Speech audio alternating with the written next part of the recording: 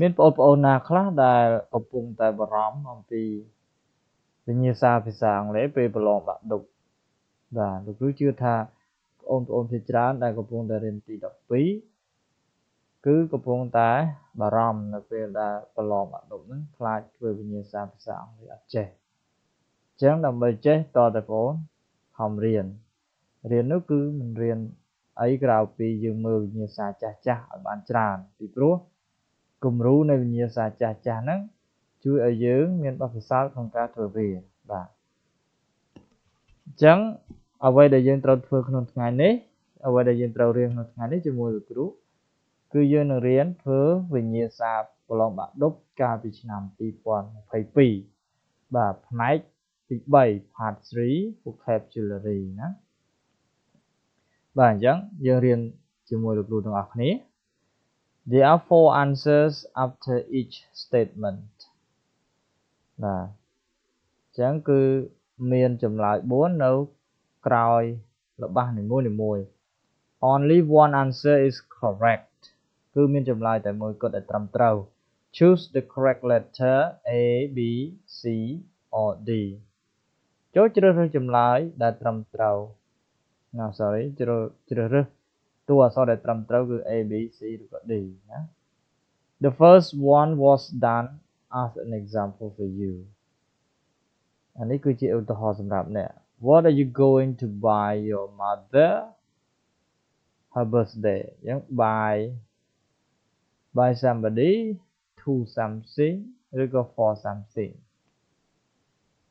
បាទអញ្ចឹងគឺ buy somebody for something យើងមានន័យថាទិញអ្វីមួយឲ្យនរណាម្នាក់សម្រាប់អ្វីមួយថាសម្រាប់ថ្ងៃខួបកំណើតអញ្ចឹងកន្លែងនេះគេប្រើ for មិន during មិន to ហើយក៏មិន at ដែរអញ្ចឹង for និង to ពេលខ្លះគឺវាច្រឡំគ្នាដើម្បីបងអូនបកកែធ្វើផ្នែក vocabulary គឺបងអូនត្រូវរៀនសង្កេតអំពីពាក្យដែលគេប្រើជាមួយគ្នាដែលអង់គ្លេសគេហៅថា collocation ណា collocation ពាក្យដែលប្រើជាមួយគ្នាមកឥឡូវយើងមើលទី1 What are you going to do when you school អញ្ចឹងអានេះគឺចង់សួរអំពីគម្រោងយើងនៅពេលអនាគតពេលដែលយើងរៀនចប់ណា school យើងមើលទី1 A conclude B end C complete D live បាទបើខ្មែរយើងនិយាយរៀនចប់ឬក៏ចប់វិទ្យាល័យ school គឺសំដៅដល់វិទ្យាល័យពីទី1ដល់ទី12អញ្ចឹងរៀនចប់បើយើងមើលពាក្យមានច្រើនចប់ end ក៏ចប់ complete ក៏ចប់ហើយ conclude នេះក៏បញ្ចប់ដែរប៉ុន្តែន័យខុសគ្នារបៀបប្រើវាខុសគ្នា conclude នេះគឺគេប្រើសម្រាប់យើងតែងសេចក្តីសម្រាប់ writing ថាយើង conclude ចង់បញ្ចប់យ៉ាងទៅសរុបសេចក្តី conclude បើយើងបកសាមញ្ញថាសរុបសេចក្តីដល់ពេល end នេះបញ្ចប់ដែរប៉ុន្តែវាលក្ខណៈបញ្ចប់ដោយរឿងនេះបញ្ចប់អ្នកនិពន្ធសម្រេចចិត្តបញ្ចប់រឿងហ្នឹងគេហៅ the story ends អញ្ចឹងបើយើងមើលទៅចំណុចដែលมันអាចត្រូវនោះគឺមាន A នេះក៏មិនត្រូវ B នេះក៏មិនត្រូវយើងមើល complete នេះគេប្រើចំពោះអី complete នេះគេប្រើចំពោះ task ឬក៏ work កិច្ចការឬក៏ project គម្រោងអីមួយ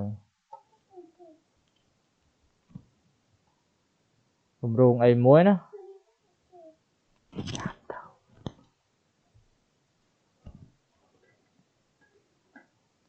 តែឧទាហរណ៍យើង complete the sentences បំពេញប្រយោគ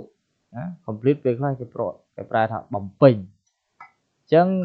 សរុបមកគឺយើងឃើញថា A B C នេះមិនត្រូវទេដូច្នេះមានតែ D leave school បាទអញ្ចឹងបងអូនត្រូវចំណាំ leave school ខ្មែរយើងបកថារៀនចប់វិទ្យាល័យណា leave school Okay, number 2 all medicines should be kept out of children បាទកន្លែងនេះបើប្អូនអត់ធ្លាប់មើលអក្សរដែលគេដាក់នៅក្នុងបន្ទះថ្នាំពេទ្យទេឬក៏កំប៉ុងថ្នាំពេទ្យទេគឺប្អូនច្បាស់ជាជ្រើសរើសមិនត្រូវទេអញ្ចឹងហើយបានគេឲ្យយើងអាសាអានឲ្យបានច្រើនតើតើនឹងវិធានបទផ្សេងដើម្បីឲ្យយើងមានព័ត៌មានឬក៏មានចំណេះដឹងផ្នែកពាក្យផ្នែក collocation ឲ្យបានច្រើនយើងមើល hand ប្រែថាដៃ touch ដែលយើងយកដៃទៅប៉ះគេទៅស្ទាបទៅអីណាហៅ touch ដល់ contact គឺប៉ះពាល់ឬក៏តាក់ទងដល់ reach នេះខ្លះគេបកថាទៅដល់ខ្លះគេបកថាឈានដល់បាទអញ្ចឹងមួយណាដែលត្រូវបើយើងមើលទៅដូចជាស្តៀងតែគ្នាដាក់ keep out of hand of children ក៏ត្រូវដល់ keep out of touch of children ក៏ត្រូវអានេះយើងបកសម្ាញ់ថាថ្នាំពេទ្យទាំងអស់គួរតែទុកដាក់ឲ្យនៅឆ្ងាយពីដៃក្មេងឬដៃក្មេងបើយក hand អត់ត្រូវទេ touch នេះក៏ត្រូវដែរ contact នេះក៏ត្រូវដែរត្រូវគឺ D នេះវិញ reach ហើយឯងបានគ្រូដឹងថា reach ដោយសារតែថ្នាំពេទ្យកាលណាគេស្អីគេដាក់ថា keep out of the reach of children រហូតតែយើងអត់ដែលចាប់អារម្មណ៍ណាអញ្ចឹងចាប់ពីថ្ងៃហ្នឹងទៅបងអូនត្រូវចាប់អារម្មណ៍កន្លែងឲ្យតែមានពាក្យតើតើថ្នាំពេទ្យហើយមាន children ហ្នឹងគឺត្រូវចំណាំថា reach number 3 he to get some cards for his birthday but none arrived បាទយើងមើលពាក្យ but none arrived នេះមានន័យថាគ្មានសូម្បីតែមួយដែលមកដល់គាត់មានថាគ្មាននរណាគេឲ្យគាត់ទេអញ្ចឹងវាច្បាស់ជាតើតើនឹងក្តីរំពឹងហើយ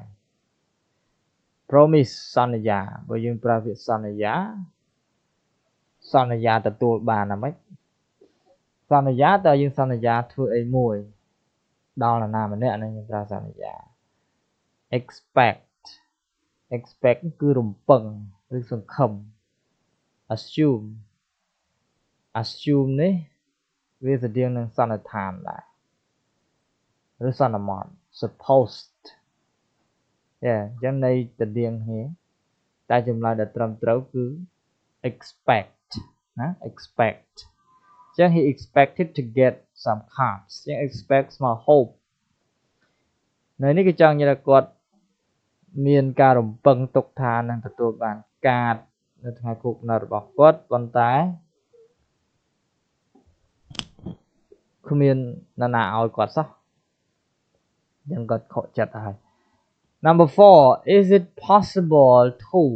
now for the next term classes បាទ next term classes នៅសាលា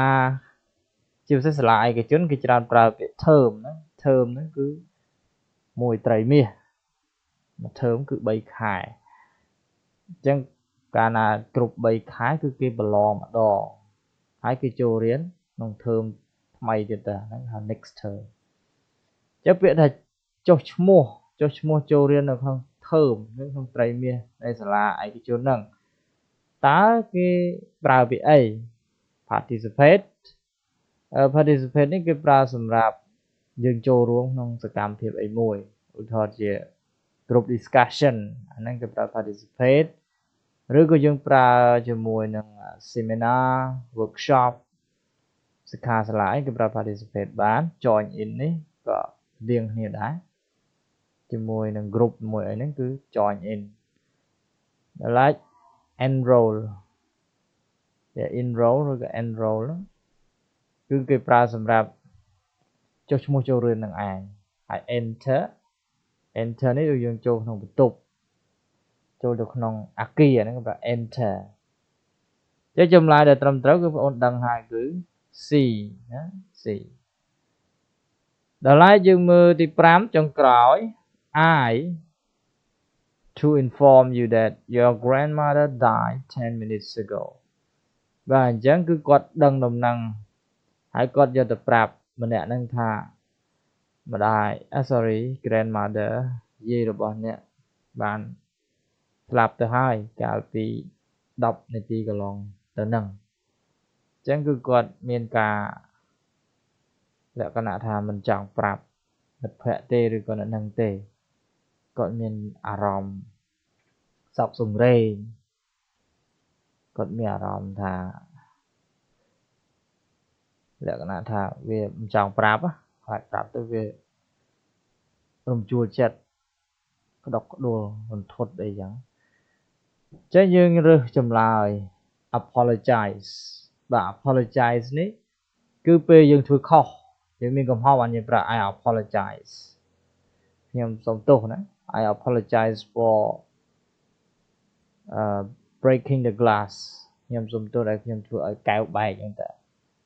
đó là sorry ní bờ sang cái đã to be lại ní I am lại ní to your sorry trâu đây nè còn ta này cái đã ái nhưng còn lại ní trâu ta chia cái giả sạp chữ verb đó là sorry ní mình làm chữ verb t vì chữ adjective chẳng nâu tại mình trâu là pity the pity ai chữ noun ai chữ verb còn ta dừng sẽ hết pity và thả ảnh nặt đáp tức được chữ tình nổ không ai những anh nhưng mà nặt nè đặt bạc ta đáp tức nó tầm nơi school á chứ mình trâu đi pity ảnh nặt chứ anh đi cùng trâu nu mình trâu giống miền tại đi và ba chữ đi đi hai regret đó. regret đến cứ sọc đạiខ្ញុំមានការសោកស្ដាយដែលប្រាប់អ្នកថាអីគេយាយរបស់អ្នកបានស្លាប់ទៅហើយកាលពី10នាទីមុននោះបាទអញ្ចឹងវីដេអូនេះគឺមានតែប៉ុណ្ណឹងអញ្ចឹងបងប្អូនចង់រៀនធ្វើវិញ្ញាសាប្រឡំអាដុកបន្តទៀតរហូតដល់ថ្មីមានឆ្នាំ2024 2025នោះសូមមើលវីដេអូនេះសូមចាំមើលវីដេអូបន្ទាប់ណាវីដេអូបន្ទាប់ទីច្រើននឹងធ្វើបន្តទៀតហើយសង្ឃឹមថាបងប្អូននឹងទទួលបានចំណេះដឹងថ្មីបន្ថែមជាពិសេសគន្លឹះក្នុងការប្រឡងភាសាអង់គ្លេសអូខេ